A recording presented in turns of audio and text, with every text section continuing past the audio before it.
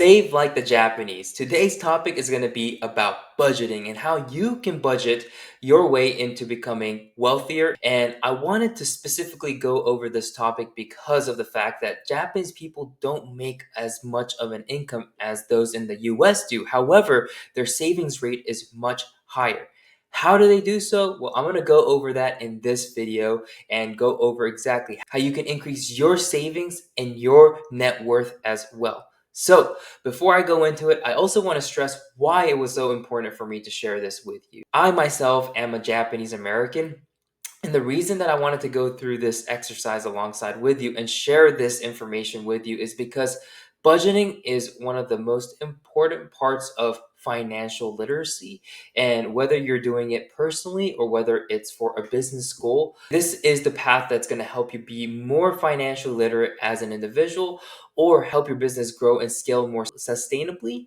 So, this is exactly why I wanted to go through it. So, without further ado, let me go ahead and introduce myself. My name is Hayato. I manage and own a real estate fund. I've personally done over 250 plus transactions, and with my partners, we've closed over 1,000 plus deals in the last 10 years. And what I share with you in these videos is from real world experiences that I've gone through, and I have nothing to sell you, just practical lessons that I've learned from my Japanese upbringing and in years in business about how to manage and save money in this particular topic. So, let's go over it. Now, before I give you the habits, I want to compare and show you the differences between the mindset, how much it can affect your financials. So, here are some of the metrics. Japan versus the US by numbers, and these are 2024 and 2025 data.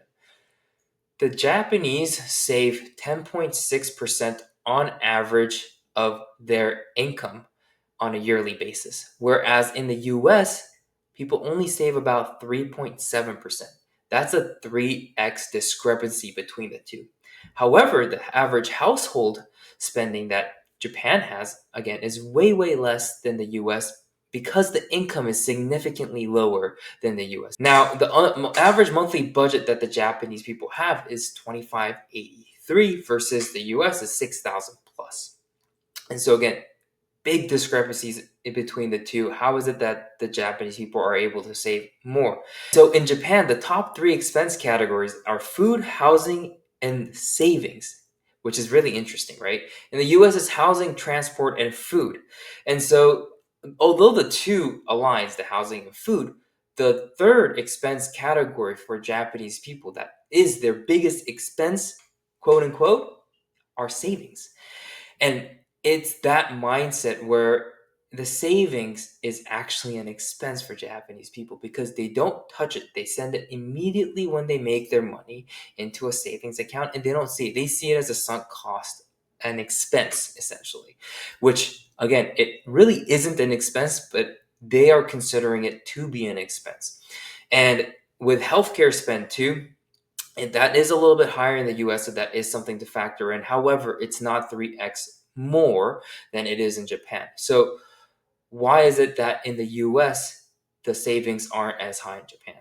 And so, again, this comes down to habits that the individual person has and what's culturally ingrained over the years. And so, let's go over what that is.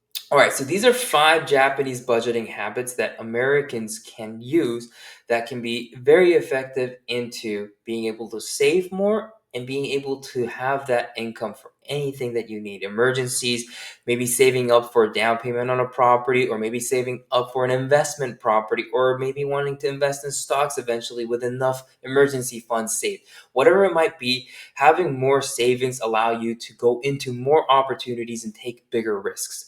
And those bigger risks can give outsized returns. And that's ultimately what I would love for you as my viewers to be able to accomplish too. So now let's go over the 5 Japanese budgeting habits Americans can use.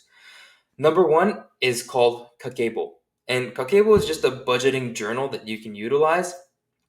The most important thing is not the fact that it needs to be written. It can be a journal that you have on your computer, on your laptop.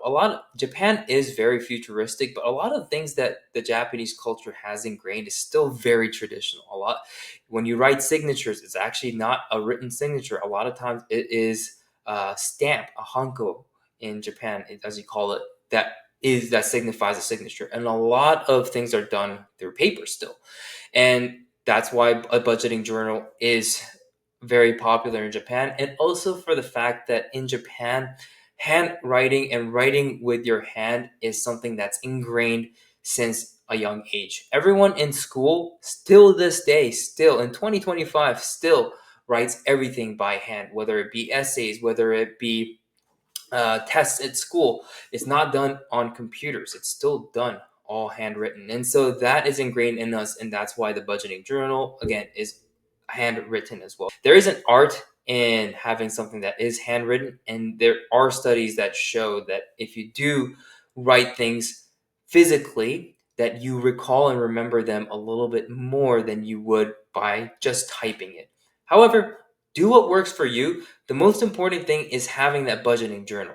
And whether it's a journal, whether it's an app, it doesn't matter. If you want to make your life easier, you need to understand where you are spending your money. Is it going towards rent? Is it going towards interest payments on your credit card? Is it going towards unnecessary expenses like maybe you bought a new furniture that you didn't really need? Where is that money going towards? And you need to understand each line item by the cent where these things are going.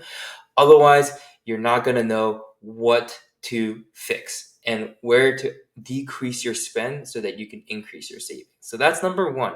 And one thing to help you with this is to encourage mindfulness before every purchase and say, do I really need this? If it's not a need, then don't get it. If it's a want, maybe you want something, those habits, those instant gratification is the one that's ultimately going to hurt you in your long term savings goal. And so if you ask yourself, do I really need this? And is it drastically going to change my life? If the answer is no, I would advise, especially if you are watching this video and you want to get better at money management and budgeting, don't get it. If it's a want, push it off until you hit your savings goal and you want to reward yourself a little bit. And it's a small portion of your savings that you're utilizing to reward yourself so you can hit your next milestone. Go for it. You should enjoy life a little bit. However, what I'm saying is, and what the Japanese people's mindset, always asking, do I actually need this? And if it isn't something I need and I haven't hit my savings goal yet, then maybe it's not something that I shouldn't purchase. So that's number one. Number two, minimalism and anti-clutter. Buy few things and buy better quality. Japanese people are always big on buying better quality things. They're not huge on buying cheap, but more. Their mindset is less, but amazing quality. And that's ingrained in our culture. And so you'll see that a lot of times when you go to Japan and you go to some of these local stores, it costs a lot. However, these things do last a lifetime. Homes are also smaller in Japan, so unnecessary purchases are naturally avoided.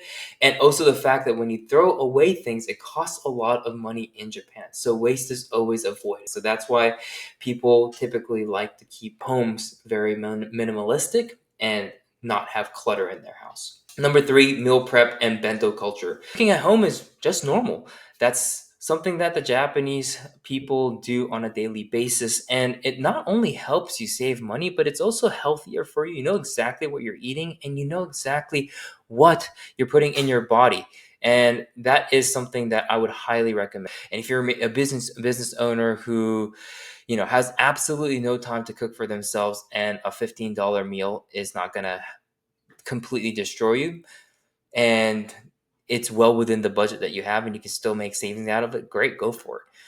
But if you have plenty of time, you don't make that much money, and all you can afford to eat outside are fast food, then you're better off purchasing produce from the grocery stores and actually cooking for yourself, because A, it's healthier, B, it'll be cheaper for you to actually cook at home. And if you have the time to do it, you might as well go ahead and cook for yourself and be able to adapt and learn that skill too. So that's number three. Number four, cash based. Although they're very technologically advanced, or it seems that way from the outside, there's still a lot of ancient practices. And so cash is one of them. Many vendors still only accept cash in Japan, and they don't utilize cards. And by using cash, you're able to really understand what's going in and out. And if you're not a good budgeter and you're watching this video, credit cards are great. I utilize credit cards every single day because I get points on it, but I make my payments immediately after I purchase something on my credit statement. I don't even wait until the end of the month. I pay them immediately there and there that same day. And so if you don't have that same mentality, these credit cards can eat into your savings significantly. If you're paying 10, 15, 20, 30% on your credit card interest payments, no matter how hard you try, you're not going to be able to save. That's the number one thing you're going to have to tackle first. And so, what I want to say there with the cash based spending is if you are able to get your debt paid off and you have a habit of utilizing your credit cards and not paying them off, try utilizing cash because you'll see exactly what you're spending and actually hurt. A lot of times with the credit, you can't feel it because it's not a physical expenditure that you feel. But when it's cash, you'll feel that physical pain of that dollar leaving your hands and less coming back when you get your change. That will at least shape your habits too when you do spend and go outside. So that's something that you could utilize if you don't trust yourself with your credit cards. And again, it physically connects you to what you're spending. So I highly recommend practicing that if you get the chance to. Number 5 is delayed gratification.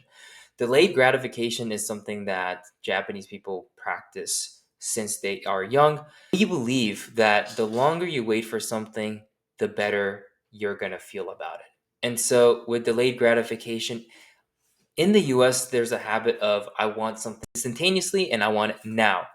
But if you wait for something, if you wait for that watch that you really, really want, if you wait for that car that you really, really want, rather than getting it immediately, by delaying that gratification, actually having steps and progresses in place to actually hit those goals, when you eventually do hit it, you would feel that much better and that much more satisfaction because you delayed that gratification. And that's a practice that we were taught from a very young age. So if you do ingrain that habit in your daily practices and wait before you make some big purchases, you can think long term and prioritize your savings goals. And when you actually hit them, you can reward yourself for hitting it. And you don't have to feel bad about the fact that you didn't hit those goals and are still spending money. You'll actually start feeling more guilty about making instant gratification purchases. And once that habit is ingrained, you'll want to continuously achieve something else in order for you to be able to achieve that gratification. It becomes a game that you play, and it's something that has helped me hit my savings goals and my budgeting goals. All right, so why does budgeting matter in life and business? Whether investing in real estate or just trying to manage your paycheck, budgeting is the foundation of all financial success. It's not how much you make, it's how well you manage what you have. Just look at professional athletes. Many go broke not because they didn't make enough, but because they never learned how to manage their money. So, as an owner and manager of a real estate fund, I can tell you that budgeting is everything. Every renovation, every project, every line item matters. And if we miss by even a few percent, it can affect the entire return for us and our investors. And so the same applies to your personal life. Be precise, be intentional, and don't rely on hope, rely on numbers and habits. So my final thoughts is learning to save like the Japanese isn't about deprivation, it's about intentional living and build habits that last, respect money, and respect yourself because you worked hard to make that money. Make sure that you have the chance and give yourself the chance for your money to work for you. And the only way you can do that is if you actually have enough money saved up to get into those opportunities. So make sure you do so for yourself and treat yourself nice and get creative with what you have. Drop your favorite budget tip in the comments. I'd love to hear what's working for you, and I'll see you on the next video.